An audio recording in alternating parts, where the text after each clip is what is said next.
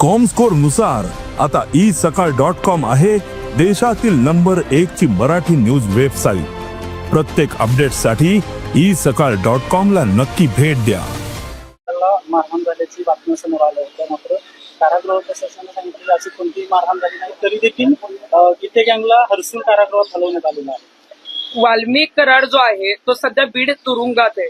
खरं तर बीड जिल्ह्याच्या तुरुंगामध्ये त्याला ठेवणं चुकीचं आहे, कारण बीड जिल्ह्यामध्ये त्याला व्हीआयपी ट्रीटमेंट जी आहे ती जेलमध्ये मिळते।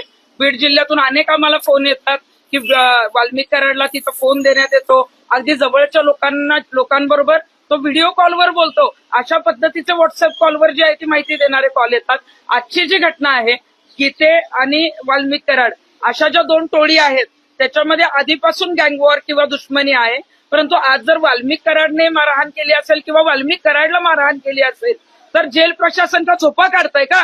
याच्या आधी पोलिसांवर आरोप झालेत बीडच्या, आता जेल प्रशासनावर आरोप होत आहेत। म्हणजे वाल्मिक कराडला वाचवण्यासाठी आता महादेव गीते आणि त्यांच्या टोळीला हर्सूल जेलमध्ये रवानगी केली।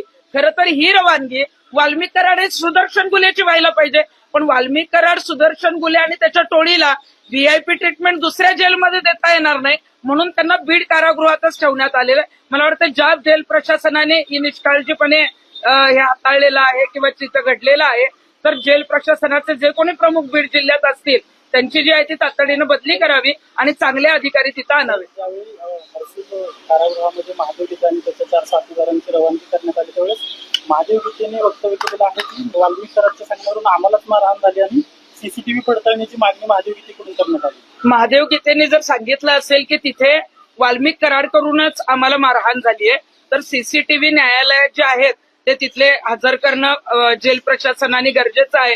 आणि अशी जर मारहाण झाली असेल म्हणजे वाल्मिक कराड आणि त्यांची जी गँग होती ती बाहेर लोकांना मारहाण करत होती, खंडणीच्या गुन्ह्यांमध्ये अडकवत होती, अनेक जणांच्या हत्या त्यांनी केलेल्या आहेत, म्हणून त्यांना जेलमध्ये टाकलं। आता जेलमध्ये सुद्धा तेच त्या गोष्टी करतायत, तर मला वाटतं की याच्यामध्ये एक सत्यता पडताळावी आणि वाल्मिक कराड आणि ही जी त्याची टोळी आहे, जे कोणी आरोपी संतोष देशमुखांच्या हत्येच्या संदर्भातले जेलमध्ये आहेत त्यांना विदर्भ असेल किंवा मराठवाडा इथं कुठल्याही जेलमध्ये न ठेवता मुंबईच्या जेलमध्ये त्यांची रवानगी करण्यात यावी।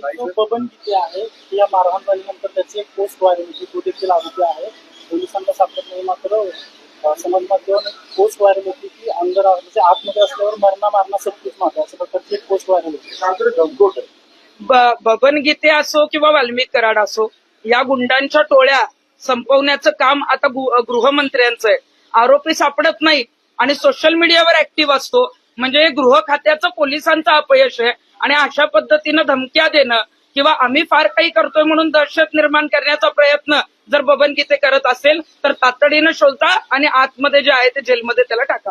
सामाजिक कार्यकर्त्या अंजली दमानिया ज्या आहेत त्यांनी एक मोठा दावा केलेला आहे की संतोष देशमुखांना अनैतिक प्रकरणात फसवण्यासाठी कराड गँगने एक महिलेला तयार केलं होतं आणि त्या महिलेची आता 8 दिवसापूर्वी हत्या झाली, अशा प्रकारचा दावा अंजली दमानिया यांनी केला। मध्यंतरी कळंबच्या एका महिलेला संतोष देशमुखांच्या प्रकरणामध्ये जबाबाला बोलवलं होतं।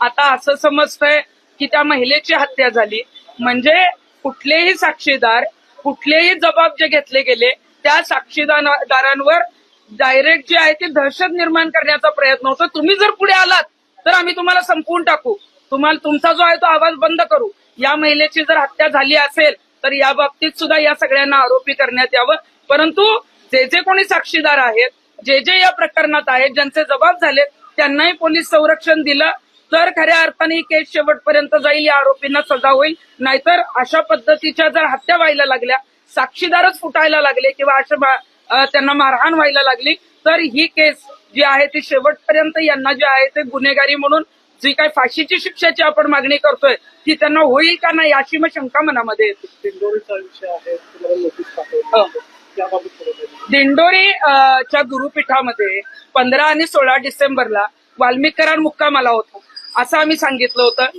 त्याच्यामध्ये दिंडोरीचे जे प्रमुख आहेत अण्णा मोरे म्हणजे श्रीराम मोरे जे मठाधिपती आहेत त्यांच्यावर सुद्धा आम्ही आरोप केले होते, कारण आमच्याकडे पुरावे आहेत, अनेक महिलांचे जे काही व्हिडिओ ऑडिओ आहेत त्याचे पुरावे आमच्याकडे आहेत। आणि हे प्रकरण दाबण्यासाठी अजून तर पोलिसांनी त्यांची अण्णा मोरे त्यांच्या मुलांची त्या गुरुपीठाची काहीच चौकशी केली नाही. त्याला तिथं व्हीआयपी ट्रीटमेंट देण्यात आली होती. अण्णा मोरे आणि त्यांच्या मुलांना सहआरोपी करा अशी आम्ही मागणी केली होती.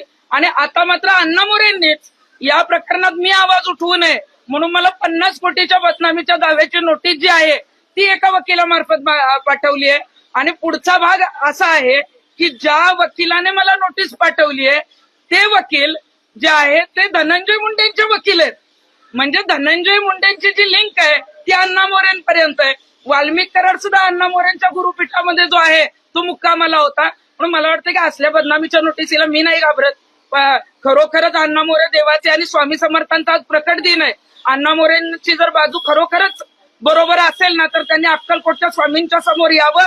मी तिथे येते, पुरावे घेऊन येते आणि ते खोटे आहेत म्हणून सांगावं. आमच्याकडे सगळे पुरावे आहेत. अनेक महिलांवर त्यांनी अत्याचार केलेला आहे आणि त्या संदर्भात आम्ही जे आहे ते नाशिकचे सीपी डीजी यांनाही नोटीस पाठवली. परंतु कुठलेही पोलीस प्रशासन या मोरेंवर कारवाई करायला तयार नाही, कारण स्वतः मुख्यमंत्री त्यांच्या जवळचे असल्यामुळे मोरेंवर कारवाई होत नाही. पुरावे आहेत हो हो, महिलांवर अत्याचार केलेले काही व्हिडिओ, अगदी सेक्स व्हिडिओ सुद्धा अण्णा मोरेंचे आमच्याकडे आलेले आहेत. ज्या महिला आमच्याकडे आलेल्या होत्या, मी पत्रकार परिषद घेतल्यानंतर त्यांच्या घरी त्यांचे काही भक्त जाऊन त्यांना धमक्या देणं, घराच्या बाहेर न पडणं, तुम्ही जर परत आवाज उठवला तर तुमच्या परिवाराला मारून टाकतो अशा पद्धतीच्या धमक्या दिल्यामुळे त्या महिला अजूनही पुण्यात आल्या नाही. त्या महिलांना घेऊन माझी पत्रकार परिषद मी जे आहे ते घेणार होते. परंतु त्या जरी नाही आल्या तरी आम्ही या प्रकरणात माघार घेणार नाही. देवाचे भक्त असाल तर तुम्ही बदनामीचा दावा जो आहे 2 रुपये 3 रुपये 100 रुपयाचा दावा दाखल करायचा. हे पैशांचे भक्त आहेत म्हणून 50 कोटीचा दावा आमच्यासारख्या सामाजिक कार्यकर्त्यांवर दाखल करण्याची बदनामीची नोटीस पाठवताय. आम्ही असलेलं घाबरत नाही. जे काही सत्य आहे ते पुराव्यानुसार घेऊन जे आहे ते नाशिकला येणार आणि पुरावे सुद्धा लवकरच मी बाहेर देणार आहे. दुसरा फक्त धनंजय मुंडेंनी कोरोना त्याच्यामध्ये त्यांनी धनंजय मुंडेंनी असं सांगितले की मुलं माझी तर बायको माझी नाही.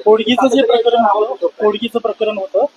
करुणा मुंडेंचं धनंजय मुंडेंच्या वकिलांनी असा दावा केला की मुलं धनंजय मुंडेंचे आहेत मात्र त्यांचं लग्न झालं. करुणा मुंडे आणि धनंजय मुंडे हे दोघंही पती पत्नी आहेत. करुणा मुंडे अनेक वेळा आमच्याकडेही ऑफिसला आलेल्या आहेत. करुणा मुंडेंकडे सगळे पुरावे आहेत. करुणा मुंडे या धनंजय मुंडेंच्या पहिल्या पत्नी आहेत आणि आता करुणा मुंडेंपासून झालेली मुलं जी आहेत ती माझी आहेत असं जे आहे ते धनंजय मुंडे सांगतात. परंतु प्रतिज्ञापत्रामध्ये करुणा मुंडेंचा उल्लेख पत्नी म्हणून त्यांनी केलेला नाहीये. म्हणूनच ते सांगतात की आम्ही लिव्ह इन रिलेशनशिप मध्ये राहतो, कारण त्यांची आमदारकी जाईल आणि म्हणूनच त्या मुलांना तुम्ही स्वीकारता पण त्या पत्नीला अनेक वर्ष साथ जी आहे ते करुणा मुंडेंनी धनंजय मुंडेंना दिलेली आहे. परंतु त्यांना ते नाकारत असतील तर ते पूर्णपणे चुकीचं आहे. करुणा मुंडेंना जे आहे ते सन्मानाने धनंजय मुंडेंनी स्वीकारणं गरजेचं आहे, जसं मुलांना स्वीकारलं. आणि त्यांच्या ज्या काही मागण्या आहेत त्यांचा कौटुंबिक वाद आहे तो बाहेर येण्यापेक्षा त्यांनी तो तिथल्या तिथं मिटवणं गरजेचं आहे.